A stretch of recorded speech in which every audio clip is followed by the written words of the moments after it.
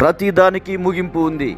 నీ కష్టాలకు, కన్నీళ్లకు, నీ నిందలకు, అవమానాలకు, నీ శోధనలకు, వేదనలకు, నీ బాధలకు, బాధ్యతలకు, నీ పోరాటాలకు, ప్రయాసలకు, నీ నిరాశలకు, నిస్పృహలకు, నీ ఇరుకులకు, ఇబ్బందులకు, నీ అప్పులకు, తిప్పలకు, ప్రతిదానికి ముగింపుంది.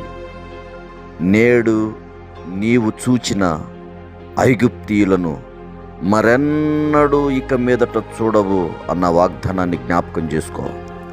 దేవుడు నీ శాపాన్ని ఆశీర్వాదంతో ముగింపు పలకబోతున్నాడు. దేవుడు నీ అంగలార్పును నాట్యంతో ముగింపు పలకబోతున్నాడు.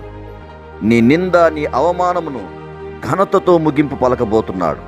ఎందుకంటే ఆయన కాలములను, సమయములను మార్చే దేవుడు.